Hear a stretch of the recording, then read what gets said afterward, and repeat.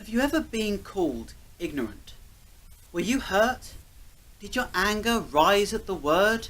What seemed to be the feeling behind a word which, when heard at first and at the time, can seem insulting?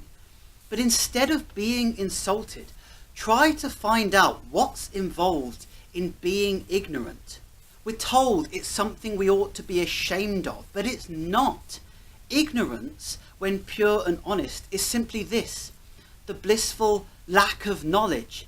It is not this accusation of stupidity we stupidly think it to be. A genuine blank slate, an enviable thing. That's the way to learn and grow. And in my opinion, that's a win for anyone to cash in on. So how much is there to be known? How much information actually exists in the universe? From the brightness of every star to the price of every carton of milk, we could try to spend the years of all our lives learning and still barely scratch the surface of everything there is to know. Everyone among our cousins knows far less than what he doesn't know. Thus we mustn't suss out and discuss the numbers of who's most ignorant among us, when every one of us doesn't know pretty much everything.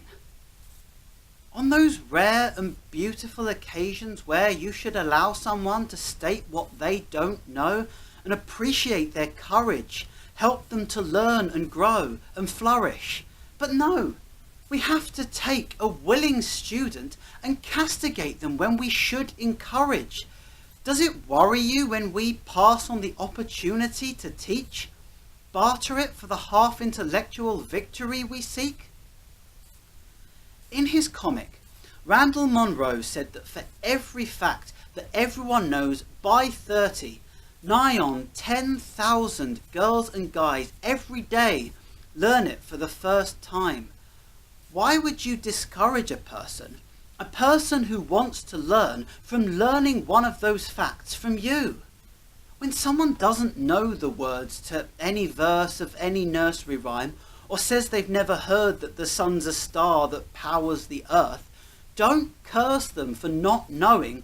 Be the first to tell them about the universe. This ought to be the first choice for everyone. What makes it worse is when the thing they don't know hurts. That black people are still oppressed, that women are judged on how they dress, that trans people have to pass tests before they can live as suits them best, and young men are so depressed their suicide rate's higher than anyone's guess.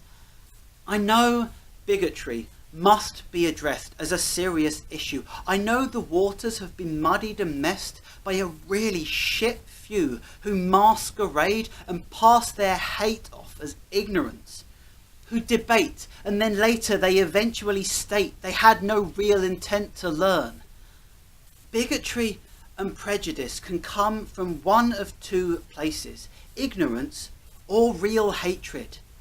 And it can take real patience. I know it's infuriating. It can make you so frustrated finding out your time was wasted teaching someone not to hate, just to find their mind was made up all along. But any teacher knows it's wrong to keep the eager to learn from the lesson, because one person is determined the whole class should make no progression.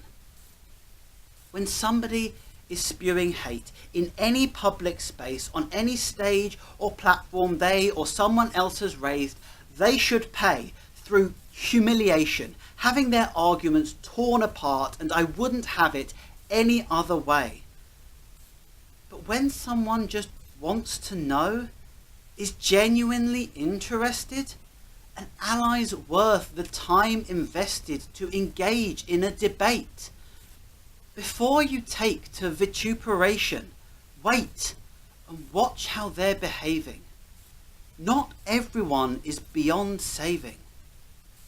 When real ignorance comes along from someone who wants to learn right from wrong, with an open mind and lifted ears, Treat it like the gift it is.